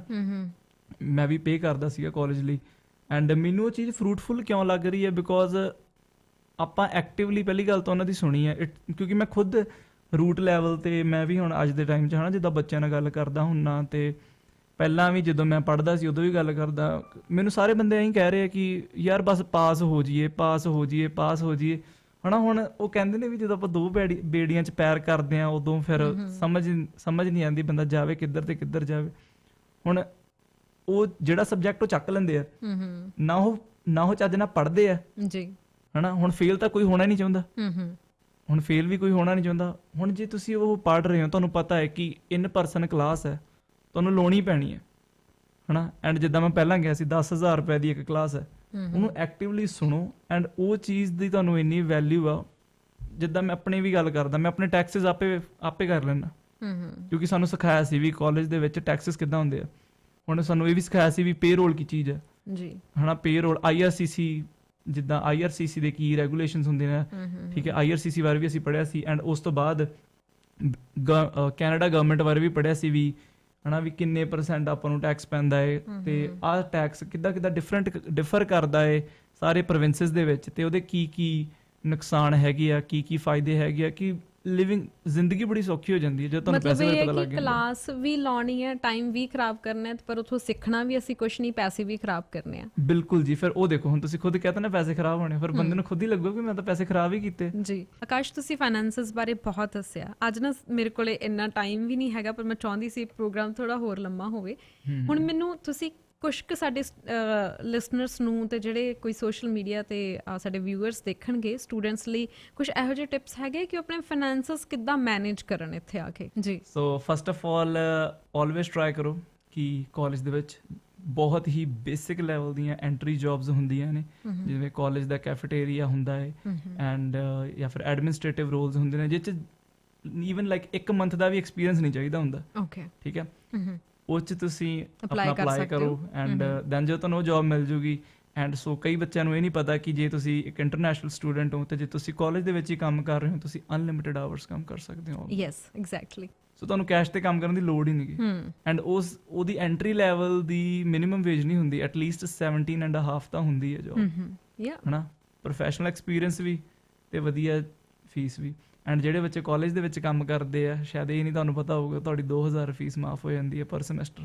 ਓਕੇ, ਮਤਲਬ ਜੇ ਤੁਸੀਂ ਆਪਣੇ ਕੈਂਪਸ ਦੇ ਵਿੱਚ ਤੁਹਾਨੂੰ ਕੰਮ ਮਿਲ ਗਿਆ ਤੇ ਤੁਹਾਨੂੰ ਪਰ ਸਮੈਸਟਰ $2,000 ਤੁਹਾਡੇ ਆਫ ਹੋ ਜਾਣੇ ਆ। ਹਾਂਜੀ, ਐਂਡ ਇਹ ਚੀਜ਼ ਡਿਪੈਂਡ ਕਰਦੀ ਹੈ ਵੀ ਤੁਸੀਂ ਕਿਹੜੇ ਰੋਲ ਤੇ ਹੋ first of all. Okay, so role ਦੇ ਹਿਸਾਬ ਨਾਲ, ਹਨਾ, ਫੀ ਵੇਵੀਅਰ ਕਹਿੰਦੇ ਨੇ ਇਹਨੂੰ। ਸੋ ਤੁਹਾਡੀ 2,000 ਫੀਸ ਮਾਫ। ਹੁਣ ਜਿਹੜਾ ਬੱਚਾ, ਹਨਾ, ਕੋਈ ਐਡਮਿਨਿਸਟ੍ਰੇਟਿਵ ਰੋਲ ਤੇ ਆ ਸਪੋਜ਼ ਕਰੋ, ਹਨਾ, ਉਹ 4 ਬੰਦਾ ਸਮੈਸਟਰ ਲਾ ਰਿਹਾ ਤੇ ਪਰ ਸਮੈਸਟਰ ਬੰਦੇ ਨੇ 2,000 ਫੀਸ ਆਪਣੀ ਮਾਫ ਕਰਾ ਲਈ। 4 ਸਮੈਸਟਰਾਂ ਦੇ ਕਿੰਨੇ ਹੋ ਗਏ? $8,000। ਓਪਰਚੁਨਿਟੀਜ਼ ਦੀ ਗੱਲ ਕਰੀਏ ਤਾਂ ਸਭ ਤੋਂ important, please apply for scholarships. ਤੁਹਾਨੂੰ ਜ਼ਰੂਰ ਮਿਲਣਗੀਆਂ ਜੀ। ਸਰਟਨ ਕ੍ਰਾਈਟੇਰੀਆਜ਼ ਹੁੰਦੇ ਨੇ। ਬੱਚੇ ਗਲਤੀ ਕੀ ਕਰਦੇ ਆ, ਧਿਆਨ ਨਾਲ ਪੜ੍ਹਦੇ ਹੀ ਨਹੀਂ ਕਿ ਸਕੋਲਰਸ਼ਿਪ ਦੀ ਰਿਕੁਆਇਰਮੈਂਟ ਕੀ ਹੈ। ਓਕੇ, ਹੁਣ ਕਈ ਸਕੋਲਰਸ਼ਿਪਸ, ਹੁਣ ਜਿੱਦਾਂ ਮੇਰੇ ਕੋਲੇ ਵੀ ਹੈਗੀਆਂ ਸੀਗੀਆਂ ਬਹੁਤ ਜ਼ਿਆਦਾ ਸਕੋਲਰਸ਼ਿਪਸ, ਐਂਡ ਕਈ ਸਕੋਲਰਸ਼ਿਪ ਸੀਗੀਆਂ ਅਕੈਡਮਿਕ ਇੰਟੀਗ੍ਰਿਟੀ ਲਈ। ਅਕੈਡਮਿਕ ਇੰਟੀਗ੍ਰਿਟੀ ਲਈ ਵੀ ਤੁਹਾਡੇ ਤੇ ਕਦੇ ਚੀਟਿੰਗ ਦਾ ਕੇਸ ਨਹੀਂ ਪਿਆ ਜੀ, ਠੀਕ ਹੈ। ਦੇਖੋ, ਚੀਟਿੰਗ ਦਾ ਕੇਸ ਨਹੀਂ ਪਿਆ, ਆਪਣਾ ਕਾਲਜ ਰੈਕੋਰਡ ਕਲੀਨ ਕੱਢੋ, $1,000 ਦੀ ਸਕੋਲਰਸ਼ਿਪ। ਤੇ ਮੈਂ ਆਹ ਸਕੋਲਰਸ਼ਿਪ 3 ਸਮੈਸਟਰ ਲਿੱਤੀ ਹੈ, ਸੋ 3,000 ਆ ਹੋ ਗਏ। ਉਸ ਤੋਂ ਬਾਅਦ ਮੈਂ ਵੋਲੰਟੀਅਰਿੰਗ ਬਹੁਤ ਕੀਤੀ ਹੈ ਕਾਲਜ ਦੇ ਵਿੱਚ, ਮੈਨੂੰ ਅਵਾਰਡ ਮਿਲਿਆ ਸੀ, ਕਮਿਊਨਿਟੀ ਡਿਵੈਲਪਰ ਅਵਾਰਡ। 2 ਅਵਾਰਡਸ ਮੇਰੇ ਕੋਲ ਇਹੋ ਆ, 2,000 ਆ ਹੋ ਗਏ ਸਕੋਲਰਸ਼ਿਪ ਦੇ, ਠੀਕ ਹੈ। ਉਸ ਤੋਂ ਬਾਅਦ ਛੋਟੀਆਂ ਮੋਟੀਆਂ ਹੋਰ ਜਿਹੜੀਆਂ ਜਿੱਦਾਂ ਆਪਣੀ ਸਟੱਡੀ ਦੇ ਰਿਲੇਟਡ ਸਕੋਲਰਸ਼ਿਪਸ ਹੁੰਦੀਆਂ, ਹਨਾ, ਇੰਟਰਨੈਸ਼ਨਲ ਸਟੂਡੈਂਟਸ ਦੇ ਲਈ, ਕਿਉਂਕਿ ਕਾਲਜ ਖੁਦ ਪ੍ਰੋਵਾਈਡ ਕਰਦਾ ਜੀ। ਮੈਂ ਖੁਦ ਕਾਲਜ ਦੇ ਵਿੱਚ ਕੰਮ ਕਰਦਾ ਤੇ ਮੈਂ ਇਹੀ ਗੱਲ ਬਹੁਤ ਕਲੀਅਰਲੀ ਕਹਿ ਰਿਹਾ ਕਿ ਤੁਸੀਂ ਪਲੀਜ਼ ਅਪਲਾਈ ਕਰੋ ਕਾਲਜ ਵਾਲੇ, ਐਂਡ ਮੇਕ ਸ਼ੋਰ ਕਿ ਆਪਣਾ ਜਿਹੜਾ ਕ੍ਰਾਈਟੇਰੀਆ ਧਿਆਨ ਨਾਲ ਪੜ੍ਹ ਕੇ ਦਿਓ। ਕਿਉਂਕਿ ਮੈਂ ਲਿਟਰਲੀ ਇਹ ਚੀਜ਼, ਹੁਣ ਮੈਂ ਦੱਸਾਂ ਕਿ ਮੈਂ ਨਾ ਆਪਣੇ ਦੋਸਤ ਦੇ ਨਾਲ ਪਾਰਟੀ ਤੇ ਸੀਗਾ ਰਾਤ ਨੂੰ, ਉਹ ਸਾਰੇ ਸੌਂ ਗਏ ਸੀਗੇ, ਹਨਾ। ਤੇ ਰਾਤ ਜਦੋਂ ਮੈਨੂੰ ਪਤਾ ਲੱਗਾ ਕਿ ਹਾਂ ਸਕੋਲਰਸ਼ਿਪ ਦੀ ਡੈਡਲਾਈਨ ਹੈ, ਪਹਿਲਾਂ ਮੈਨੂੰ ਵੀ ਲੱਗਿਆ ਮੈਨੂੰ ਕੌਣ ਦੇਊਗਾ ਸਕੋਲਰਸ਼ਿਪ ਜੀ, ਸਾਨੂੰ ਕੌਣ ਪੁੱਛਦਾ, ਪਹਿਲਾਂ ਤਾਂ ਮੈਨੂੰ ਐਂ ਲੱਗਿਆ। ਫਿਰ ਮੈਂ ਰਾਤੀ, ਮੈਨੂੰ ਸਟਿਲ ਯਾਦ ਆ ਉਹ ਦਿਨ, ਮੈਂ ਰਾਤੀ 2:30 ਵਜੇ ਮੈਂ ਆਪਣੇ ਦੋਸਤ ਦਾ ਲੈਪਟਾਪ ਮੰਗਿਆ, ਮੈਂ ਕਿਹਾ ਵੀ ਮੈਨੂੰ ਲੈਪਟਾਪ ਦੇ। ਫਿਰ ਮੈਂ ਸਕੋਲਰਸ਼ਿਪ ਟਾਈਪ ਕੀਤੀਆਂ 2 ਤੇ ਮੈਨੂੰ 2 ਸਕੋਲਰਸ਼ਿਪਸ ਮਿਲੀਆਂ $1,000 ਦੀ। ਐਂਡ ਮੈਂ ਕਿੰਨੇ ਟਾਈਮ ਟਾਈਪ ਕੀਤਾ ਹੋਊਗਾ, ਮੇਬੀ ਲਾਈਕ 2 ਆਵਰਸ ਜੀ। 2 ਆਵਰਸ ਮੈਨੂੰ ਲੱਗੇ ਸੋਚਣ 'ਚ, ਲਿਖਣ ਦੇ ਵਿੱਚ। ਬਟ ਸਟਿਲ ਅੱਜ ਵੀ ਜਦੋਂ ਮੈਂ ਉਹ ਟਾਈਮ ਫੀਲ ਕਰਦਾ ਹੈ, ਤੁਸੀਂ ਆਪੇ ਵੇਖ ਲਓ, ਇੱਕ ਹਿਸਾਬ ਦਾ ਮੈਨੂੰ ਘੰਟੇ ਦਾ ਮੈਨੂੰ $1,000 ਮਿਲਿਆ, ਐਂਡ ਉਹ ਵੀ ਨਾਨ ਟੈਕਸੇਬਲ ਜੀ, ਟੈਕਸ ਨਹੀਂ ਲੱਗਦਾ ਹੁੰਦਾ ਸਕੋਲਰਸ਼ਿਪਸ ਦੇ ਉੱਤੇ, ਹਨਾ। ਉਹ ਪਿਓਰਲੀ ਤੁਹਾਡੀ ਹੁੰਦੀ ਹੈ ਜੀ। ਹੁਣ ਜੇ ਮੈਂ ਆਪਣੀ ਕਾਲਜ ਲਾਈਫ ਦੀ ਗੱਲ ਕਰਾਂ, ਮੇਰੇ ਕੋਲੇ 6 ਸਕੋਲਰਸ਼ਿਪਸ ਸੀਗੀਆਂ, ਮਤਲਬ ਅਵਾਰਡਸ ਵੀ ਹੈਗੇ ਨੇ, ਬਟ ਇੱਥੇ ਸਿਰਫ ਸਕੋਲਰਸ਼ਿਪ ਦੀ ਗੱਲ ਕਰਦਾ ਤੇ ਇੱਕ ਹਿਸਾਬ ਦੀ ਮੈਂ ਆਪਣੀ 75% ਜਿਹੜੀ ਸਟੱਡੀ ਆ, ਠੀਕ ਆ, ਉਹ ਮੈਨੂੰ ਕਾਲਜ ਨੇ ਫਾਈਨੈਂਸ ਕੀਤੀ ਹੈ। ਐਂਡ ਕਾਲਜ ਵਾਲੇ ਖੁਦ ਤੁਹਾਨੂੰ ਚੈੱਕ ਭੇਜਦੇ ਆ, ਹਨਾ। ਹੁਣ ਮੈਂ ਕੀ ਕੀਤਾ, ਮੈਂ ਤਾਂ ਚਲੋ ਮੈਂ ਵੀ ਹੁਣ ਜਿੱਦਾਂ ਮੈਂ ਤੁਹਾਨੂੰ ਸਟਾਰਟਿੰਗ ਇੰਟਰਵਿਊ ਦੀ ਸਟਾਰਟਿੰਗ 'ਚ ਆਈ, ਕੰਮ ਤਾਂ ਮੈਂ ਵੀ ਕਰਦਾ ਸੀਗਾ, ਮੈਂ 7 ਡੇਜ਼ a week ਕੰਮ ਕਰਦਾ ਹਾਂ। ਐਂਡ ਸੋ ਉਹਦੇ ਨਾਲ ਤਾਂ ਮੈਂ ਆਪਣੀ ਫੀਸ ਚਲੋ ਭਰਤੀ, ਪਰ ਜਿਹੜੀ ਮੈਨੂੰ ਸਕੋਲਰਸ਼ਿਪਸ ਮਿਲੀਆਂ ਸੀਗੀਆਂ ਉਹਦੇ ਨਾਲ ਮੈਂ ਆਪਣੇ ਛੋਟੇ ਭਰਾ ਦੀ ਫੀਸ ਭਰਤੀ। ਜੀ ਜੀ ਜੀ, ਇਟ ਮੀਨਸ ਕਿ ਯੂ ਸ਼ੁਡ ਐਕਸਪਲੋਰ ਕਿ ਤੁਸੀਂ ਕਿੱਦਾਂ ਸਮਾਰਟ ਵਰਕ ਕਰ ਸਕਦੇ ਹੋ, ਜਿਹੜਾ ਕਾਲਜ ਤੁਹਾਨੂੰ ਬੈਨੀਫਿਟਸ ਦੇ ਰਿਹਾ ਤੁਸੀਂ ਉਹ ਕਿੱਦਾਂ ਅਵੇਲ ਕਰ ਸਕਦੇ ਹੋ। ਸਿਰਫ ਇਹ ਨਹੀਂ ਹੈਗਾ ਕਿ ਆਪਾਂ ਉੱਥੇ ਜਾ ਕੇ ਕਲਾਸ ਲਾਈ ਨਹੀਂ ਲਾਈ ਉੱਥੋਂ ਹੀ ਵਾਪਸ ਆ ਗਏ, ਜਿਹੜੇ ਸੈਮੀਨਾਰ ਹੋ ਰਹੇ ਉਹਨਾਂ 'ਚ ਕਿਸ ਦੀ ਗੱਲ ਨਹੀਂ ਸੁਣੀ, ਟੀਚਰਸ ਦੀ ਗੱਲ ਨਹੀਂ ਸੁਣੀ, ਉਹ ਕੀ ਕਹਿ ਰਹੇ ਨੇ, ਹੈ ਨਾ। ਜਾਂ ਤਾਂ ਆਪਾਂ ਨੂੰ ਜਿਹੜੇ ਤੁਹਾਡਾ ਸਮੈਸਟਰ ਸ਼ੁਰੂ ਕਰਨ ਤੋਂ ਪਹਿਲਾਂ ਤੁਹਾਡੀ ਓਰੀਐਂਟੇਸ਼ਨ ਹੁੰਦੀ ਆ, ਬਹੁਤ ਸਟੂਡੈਂਟ ਉਹੀ ਧਿਆਨ ਨਾਲ ਨਹੀਂ ਲਾਉਂਦੇ ਹੈਗੇ, ਉਹ ਸਮਝਦੇ ਹੀ ਨਹੀਂ ਕਿ ਸਾਡੇ ਇਸ ਸਮੈਸਟਰ ਦੇ ਵਿੱਚ ਕੀ ਹੋਣ ਜਾ ਰਿਹਾ। ਸੋ ਮੈਨੂੰ ਲੱਗਦਾ ਕਿ ਸਭ ਤੋਂ ਪਹਿਲਾਂ ਤਾਂ ਜਦੋਂ ਕਾਲਜ ਲਾਈਫ ਸਟਾਰਟ ਕਰਨੀ ਹੈ, ਸਮਾਰਟ ਵਰਕ ਕਰਨਾ, ਸਮਾਰਟ ਥਿੰਕ ਕਰਨਾ ਸ਼ੁਰੂ ਕਰਨਾ ਚਾਹੀਦਾ, ਹੈ ਨਾ। ਹਾਂਜੀ, ਕਿਉਂਕਿ ਦੇਖੋ, ਕਿਉਂਕਿ ਤੁਸੀਂ ਜੇ 10,000 ਤੋਂ 15,000 ਬੱਚਿਆਂ ਦੇ ਨਾਲ ਆ ਰਹੇ ਹੋ, ਹਨਾ, ਐਂਡ ਜੇ ਤੁਸੀਂ ਆਊਟਸਟੈਂਡ ਕਰਨਾ ਚਾਹੁੰਦੇ ਹੋ, you need to think differently. ਤੁਹਾਨੂੰ ਕੁਝ ਡਿਫਰੈਂਟ ਕਰਨਾ ਪੈਣਾ, ਐਂਡ ਡਿਫਰੈਂਟ ਦੇ ਵਿੱਚ ਕੁਝ ਬਾਹਲਾ ਡਿਫਰੈਂਟ ਨਹੀਂ ਹੁੰਦਾ। ਇਟਸ ਜਸਟ ਦੈਟ ਕਿ ਥੋੜਾ ਜਿਹਾ ਪੇਸ਼ੈਂਟਲੀ ਤੁਸੀਂ ਆਪਣਾ ਹਨਾ ਜਿਹੜਾ ਟਾਈਮ ਹੈ ਯੂਜ਼ ਕਰੋ, ਆਰਾਮ ਨਾਲ ਸੋਚੋ ਕਿ ਮੈਂ ਕੀ ਕਰ ਰਿਹਾ ਕੀ ਨਹੀਂ ਕਰ ਰਿਹਾ, ਐਂਡ ਉਹਦੇ ਜਿਹੜੇ ਬੈਨੀਫਿਟਸ, ਉਹਦੇ ਜਿਹੜੇ ਰਿਟਰਨ ਆ ਇੰਨੇ ਕੁ ਜ਼ਿਆਦਾ, ਤੇ ਉਹਦੀ ਤੁਹਾਨੂੰ ਜਿਹੜੀ ਤੁਹਾਡੀ ਲਾਈਫ ਦੇ ਵਿੱਚ ਵੈਲਿਊ ਹੁੰਦੀ ਹੈ, ਹਨਾ, ਉਹ ਐਡ। ਹੁਣ ਤੁਸੀਂ ਇੱਕ ਹਿਸਾਬ ਦਾ ਦੇਖ ਲਓ, ਚਲੋ ਜੇ ਤੁਹਾਨੂੰ ਇੱਕ ਸਕੋਲਰਸ਼ਿਪ ਵੀ ਮਿਲਦੀ ਹੈ $1000 ਦੀ, ਇੱਕ ਸਕੋਲਰਸ਼ਿਪ ਲਾ ਲਓ ਜੀ, ਹਨਾ, ਤੁਸੀਂ ਦੇਖ ਲਓ ਤੁਹਾਡਾ ਇੱਕ ਹਿਸਾਬ ਦਾ 2 ਬਾਈ ਵੀਕਲੀ ਪਾਰਟ ਟਾਈਮ ਦੇ ਚੈੱਕ ਹੈ ਇਹ, ਇੱਕ ਹਿਸਾਬ ਤੁਹਾਨੂੰ 6 ਸ਼ਿਫਟਾਂ ਲਗਾਉਣੀਆਂ ਨਹੀਂ ਪਈਆਂ ਹਫਤੇ ਦੇ ਵਿੱਚ। ਜੀ ਜੀ ਜੀ। ਐਂਡ ਜਿੱਦਾਂ ਮੈਂ ਹੁਣ ਜ਼ਰੂਰ ਇੱਕ ਮੈਸੇਜ ਦੇਣਾ ਚਾਹੂੰਗਾ ਸਾਰਿਆਂ ਨੂੰ ਕਿ ਪਲੀਜ਼ ਇੱਥੇ ਚਲੋ ਇੰਡੀਪੈਂਡੈਂਸ ਤਾਂ ਹੁੰਦੀ ਹੈ, ਡਰੱਗਸ ਵੱਲ ਨਾ ਜਾਓ। ਆਈ ਹੈਵ ਸੀਨ ਪੀਪਲ, ਮੈਂ ਬਹੁਤ ਲੋਕ ਵੇਖੇ ਆ ਕਾਲਜ ਦੇ ਵਿੱਚ, ਬਿਕੋਜ਼ ਜੇ ਮੈਂ ਥੋੜੀ ਜਿਹੀ ਡਾਰਕ ਸਾਈਡ ਬਾਰੇ ਵੀ ਗੱਲ ਕਰਾਂ,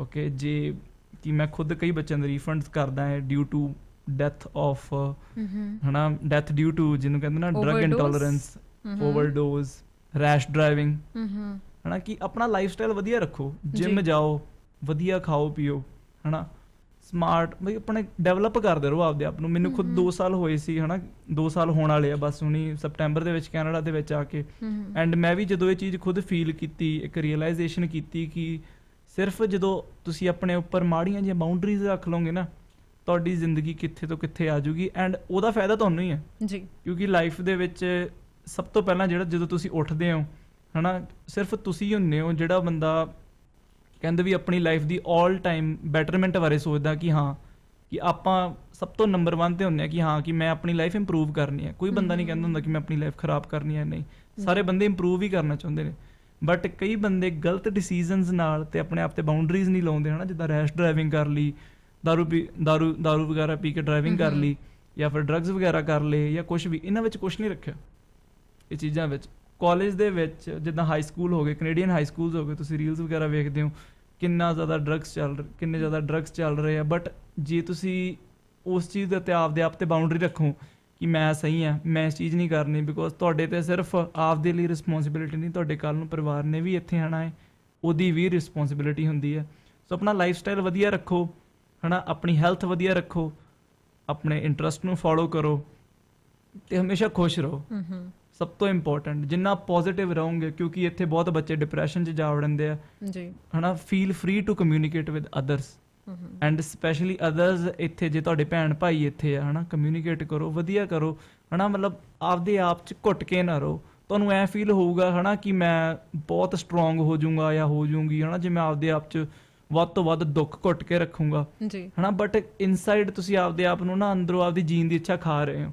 ਤੁਸੀਂ ਬਾਹਰ ਜਾ ਕੇ, ਹਨਾ, ਵੀ ਇੱਥੇ ਆਪਾਂ ਬਾਹਰ ਆਏ ਹਾਂ, ਇੱਥੇ ਕਿੰਨਾ ਡਿਫਰੈਂਟ ਕਲਚਰ ਹੈ, ਇੱਥੇ ਫੈਸਟੀਵਲਸ ਕਿੰਨੇ ਜ਼ਿਆਦਾ ਹੁੰਦੇ ਨੇ, ਤੁਸੀਂ ਕਿੰਨੇ ਮਜ਼ੇ ਕਰ ਸਕਦੇ ਹੋ ਇੱਥੇ, ਹਨਾ, ਕਿ ਉਹ ਵੀ ਪੋਜ਼ਿਟਿਵ ਵੇ ਦੇ ਵਿੱਚ। ਬਟ ਮੈਂ ਇਹ ਚੀਜ਼ ਬਹੁਤ ਵੇਖੀ ਹੈ ਕਿ ਜਿਹੜੇ ਯੂਥ ਹੈ, ਹਨਾ, ਸਪੈਸ਼ਲੀ ਮੁੰਡੇ ਹੋ ਗਏ, ਹਨਾ, ਉਹ ਗਲਤ ਵੇ 'ਚ ਬਹੁਤ ਜਾਂਦੇ ਆ। I don't know why, just because social media ਦੇ ਉੱਤੇ ਜਿਹੜੇ ਪੁੱਠੇ ਸਿੱਧੇ ਟ੍ਰੈਂਡ ਚੱਲ ਰਹੇ ਨੇ, ਬਟ ਜੇ ਤੁਸੀਂ ਰਾਈਟ ਡਿਸੀਜਨ ਮੇਕਿੰਗ ਕਰੋਗੇ ਜੀ, ਤੇ ਓਪਰਚੁਨਿਟੀਜ਼ ਨੂੰ ਐਕਸਪਲੋਰ ਕਰੋਗੇ, ਐਂਡ ਯੂ ਨੋ ਤੁਸੀਂ ਓਪਨ ਹੋ ਲਾਈਫ ਦੇ ਚੈਲੰਜਸ ਨੂੰ ਲੈ ਕੇ, ਵੀ ਜਿਹੜੇ ਚੈਲੰਜਸ ਤੁਹਾਨੂੰ ਲਾਈਫ ਫੇਸ ਕਰਦੀ ਹੈ, ਤੁਸੀਂ ਬਹੁਤ ਕੁਝ ਕਰ ਸਕਦੇ ਹੋ ਆਪਣੀ ਲਾਈਫ ਦੇ ਵਿੱਚ, ਐਂਡ ਸਿਰਫ ਆਪਣੇ ਲਈ ਨਹੀਂ, ਆਪਣੇ ਪਰਿਵਾਰ ਲਈ ਵੀ। Thank you so much. Thank you so much Akash ji, ਤੁਹਾਡੇ ਨਾਲ ਗੱਲ ਕਰਕੇ ਬਹੁਤ ਸਾਨੂੰ ਵਧੀਆ ਲੱਗਿਆ। ਬਟ ਆਈ ਵੁੱਡ ਸੇ ਕਿ ਇੱਕ ਦਿਨ ਫਿਰ ਅਸੀਂ ਤੁਹਾਨੂੰ ਇਨਵਾਈਟ ਕਰਾਂਗੇ, ਕਿਉਂਕਿ ਬਹੁਤ ਸਾਰੇ ਪੁਆਇੰਟਸ ਜਿਹੜੇ ਸਾਡੇ ਅੱਜ ਰਹਿ ਗਏ ਨੇ, ਸਮਾਂ ਬਹੁਤ ਥੋੜਾ ਸੀਗਾ, ਬਟ ਤੁਸੀਂ ਬਹੁਤ ਵਧੀਆ ਟਿਪਸ ਸਟੂਡੈਂਟਸ ਲਈ ਦਿੱਤੇ ਨੇ। ਹੋਪਫੁਲੀ ਉਹਨਾਂ ਦੇ ਲਈ ਬਹੁਤ ਬੈਨੀਫੀਸ਼ੀਅਲ ਹੋਣਗੇ। Thank you for coming.